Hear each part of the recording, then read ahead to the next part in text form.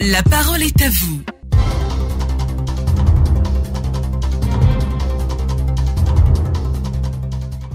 Mesdames, Messieurs, bonjour. Heureux de vous retrouver pour ce quart d'heure d'échange. Le gouvernement vient d'adopter le projet d'adressage du district d'Abidjan. Cette opération, avec installation du panneau directionnel et autres indicateurs, démarre le 3 septembre prochain pour prendre fin en 2020. L'objectif de cette opération est de permettre aux populations de se déplacer sans avoir forcément recours à de tierces personnes. Que préconisez-vous pour la réussite de cette opération?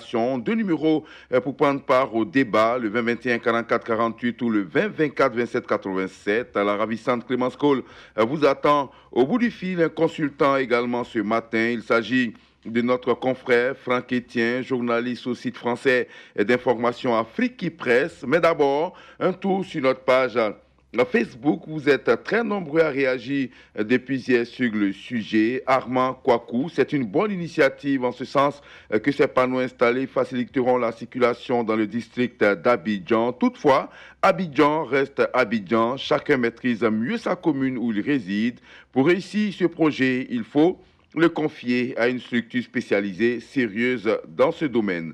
Conan Florentin Kouakou, c'est une bonne chose car cela va permettre d'éviter les nombreux détours pour se faire braquer. Pour l'efficacité de ce projet, il faut que les panneaux soient moins distants parce que de nombreuses personnes ne connaissent pas Abidjan ou Latier. Sylvain, je pense que ce sera à peine perdu puisqu'il n'y a pas de stratégie mise en place pour remplacer les panneaux vétustes et ceux détruits par les accidents. Nguessan Léon Quadio, très bonne opération car cela donne encore une bonne image à notre pays et pour la réussite de ce projet. Il faut un bon suivi des travaux. Heureusement que le président de la République est un homme de rigueur. Vassougou Dosso, le projet d'adressage du district d'Abidjan est une bonne initiative. Pour la réussite du projet, il faudrait assainir les voiries qui sont occupées en désordre par la population, faire une sensibilisation autour de ces panneaux aux usagers pour son utilité dans le district. Et on retrouve au standard un auditeur qui nous appelle de Sanguiné. Il s'agit du pasteur Gay Mathias. Bonjour, pasteur. Oui, bonjour, Adaman. Alors, heureux de savoir que vous nous écoutez là-bas depuis Sanguiné. On vous écoute. Vous avez posté sur notre page à Facebook un commentaire et vous dites que c'est une bonne initiative. Oui, effectivement, c'est vraiment une bonne initiative que le gouvernement a initiée. Cela permet à Abidjan de s'inscrire dans le concert des grandes métropoles en Afrique et même dans le monde. Et il faut évoluer. Il faut évoluer et je pense que ce sont des signes des grandes villes, des signes de l'évolution et je pense que cela est encouragé en fait. Okay. Seulement que j'ai précisé que l'exécution du projet va jusqu'en fin 2020. Bon, pour moi, jusqu'en fin 2019, pour moi c'est un peu long quoi. Okay. Voilà, donc...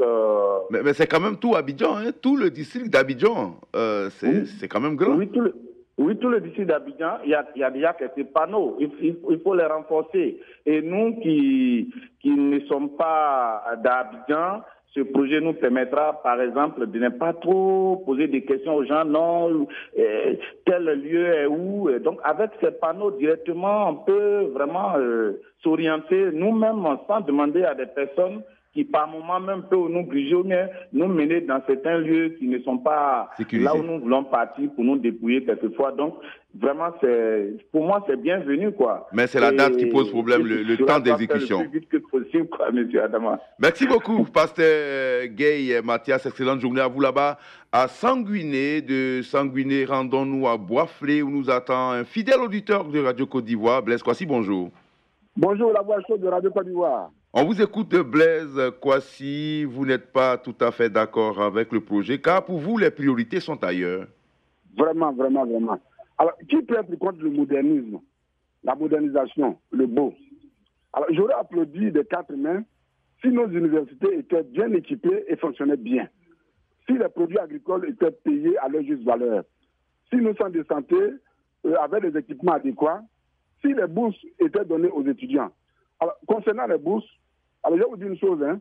Sur 200 000 demandes, 31 000 seulement ont été retenues. Même pas le quart. Alors, le gouvernement laisse tout cela de côté pour faire de l'adressage. En fait, je ne suis pas en train de dire que l'adressage n'est pas important. Loin s'en faut.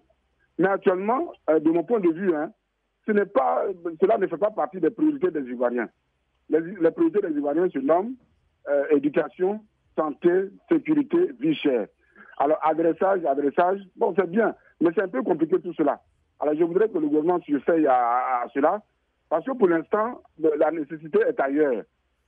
Ok, on vous a compris, c'est votre avis. Blaise Kwasi, on respecte votre avis.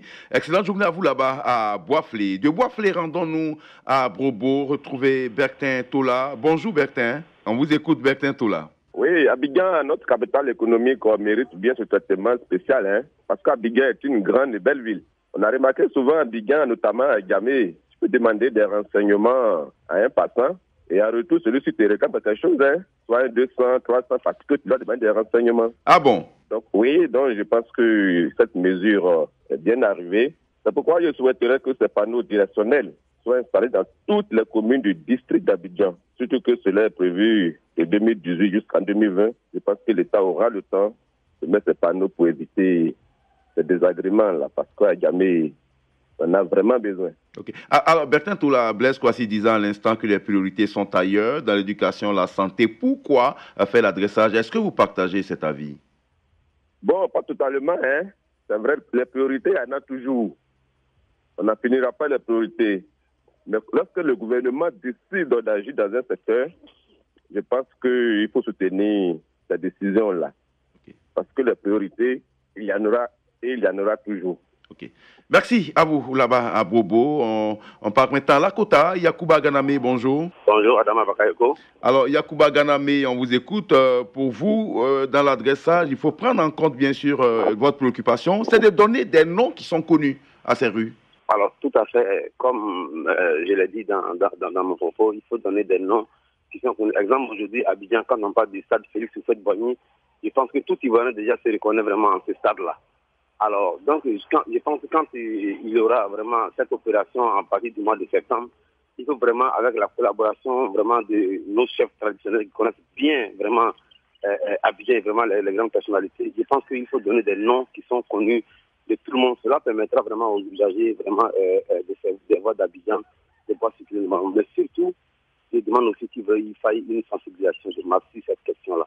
Okay. Parce qu'aujourd'hui, les accidents et vraiment les populations qui sont à bord des routes, ils ne prennent pas soin de toutes ces infrastructures-là. Ok. Merci beaucoup à vous, Yacouba Ganame. Excellente journée à Lakota. De Lakota, on revient ici à Abidjan, à Abobo Doumé, où nous attend Kwasi Nguessan Etienne. Bonjour, monsieur Kwasi. Bonjour, monsieur. On vous écoute. Bien, je veux savoir si tout ce qu'on parle concerne tout Abidjan. Oui, c'est tout le district d'Abidjan. Bon, parce que moi, j'ai l'impression que quand j'arrive à Gamé ne fait pas partie d'Abidjan. Vous comprenez? On vous écoute. Pourquoi vous dites cela? Quand vous prenez le boulevard Ngui à Brougua, ce qui se passe là-bas, est-ce que c'est un marché ou bien c'est une ville? Je ne comprends pas. Donc, il ne sait pas si c'est une route ou bien c'est un marché. Puisque même les aubergines sont sur la voie où on passe. Est-ce que là, on pourra faire quelque chose pour cela? Donc, si c'est une solution pour rendre Abidjan plus belle et plus bon, rendre service à la population, il faut le faire partout. Il faut commencer par Agamé pour assainir Agamé. Je crois que... Bon, je ne sais pas si le maire d'Agamé aussi ne suit pas les règles. Adjamé est un cas particulier. Il y a eu plusieurs fois des opérations.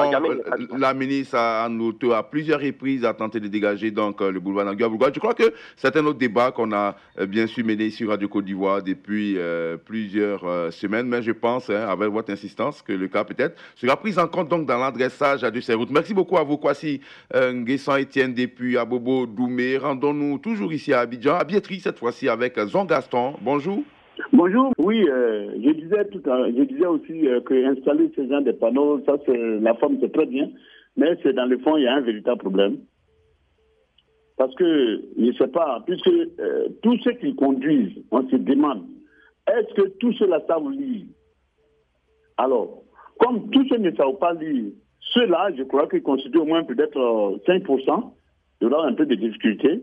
Et puis, il faut faire aussi confiance à l'entreprise qui va installer les panneaux publicitaires. Ça, c'est un. De deux, je souhaiterais de tout cœur, comme nous le savons, aujourd'hui, il y a des jeunes qui ne travaillent pas. Est-ce qu'on ne peut pas aussi prendre ces jeunes-là, par exemple, pendant 2 ans quand même, je crois que de 2018 à 2020, ça fait 2 ans, prendre au moins quelques jeunes, j'allais même dire, des jeunes de tous les quartiers, on a dit que dans tout Abidjan. Oui. Et donc, les mairies vont essayer au moins de voir la plupart des jeunes dans chaque quartier. Et puis, voilà, ces jeunes-là vont travailler. Ça aussi, ça peut diminuer le banditisme. Ok. C'est très important. Merci beaucoup. Vous souhaitez qu'on associe donc ces jeunes-là à l'opération, c'est bien cela? Oui, tout à fait. Et puis, j'allais même terminer. Ces panneaux publicitaires, ces panneaux d'indication, c'est très bien. Dans la journée, c'est visible. Je souhaiterais qu'on mette aussi, tel lieu, c'est à 200 mètres ou à 300 mètres, que de mettre seulement des flèches d'indication. Ok. Et puis, je me demande, est-ce que ces panneaux aussi publicitaires peuvent aussi jouer le rôle, par exemple, des types de fluorescents dans la nuit, comment on peut au moins voir de loin? Voilà ce que je voulais dire, mon frère. Ok, des préoccupations que vous souhaitez que l'entreprise en charge des travaux prenne en compte, M. Zongaston.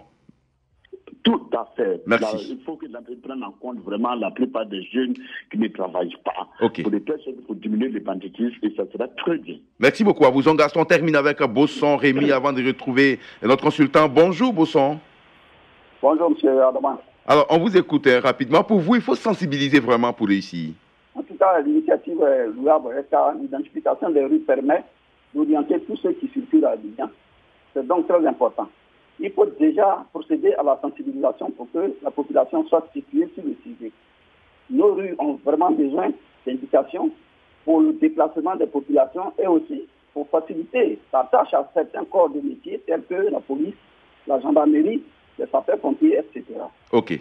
Ça fait gagner du temps et sauver des vies. Merci. Merci. Cette indication ne soit pas une simple numérotation, mais plutôt un nom de monuments ou d'hommes célèbres bien connus.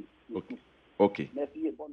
Merci beaucoup à vous également, Bosson Rémi. On retrouve rapidement notre consultant du jour. Il s'agit de Franck Etienne, journaliste à Afrique Presse, qui est un site d'information français. Bonjour Franck Etienne.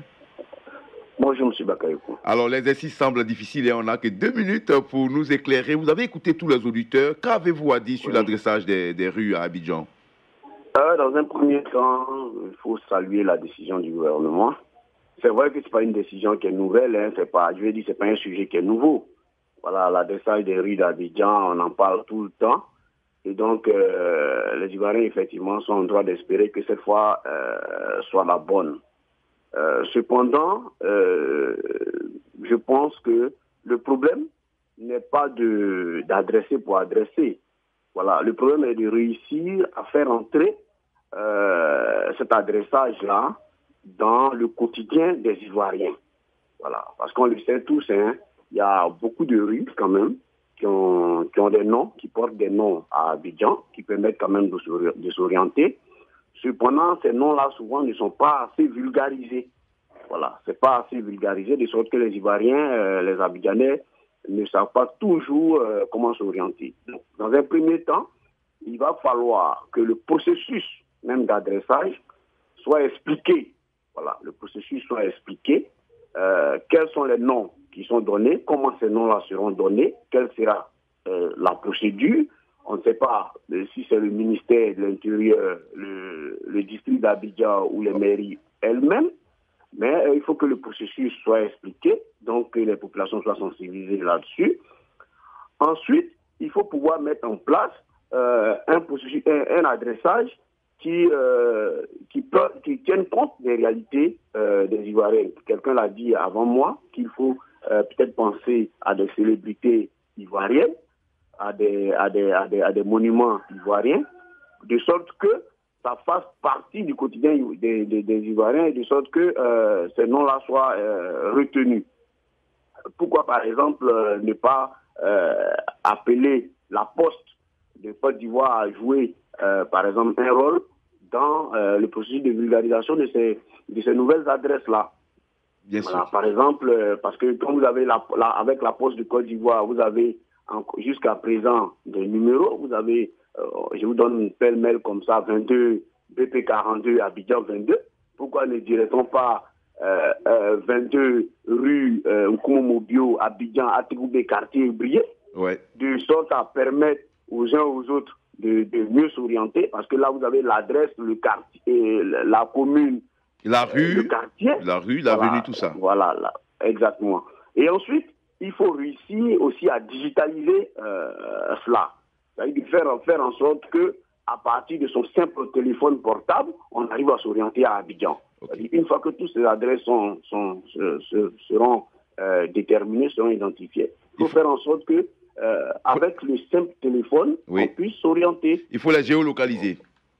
Exactement. Ok. Exactement, Merci beaucoup. Donc, il faut beaucoup sensibiliser. Et puis, il faut prier aussi. Il faut prier, il faut sensibiliser pour ne pas que ces panneaux qui seront mis dans le tout Abidjan servent aux fabricants des marmites. Des marmites demain. Ok, merci. Voilà ce que je voulais dire. Merci beaucoup, Franck Etienne. Je rappelle que vous êtes journaliste au site français Afrique Presse. Merci en tout cas de votre contribution. Merci à vous également, amis auditeurs, d'avoir été très très nombreux au standard et sur notre page Facebook. Demain matin, on sera encore ensemble pour un autre sujet qui vous sera dévoilé au cours de la journée sur notre page Facebook. À demain.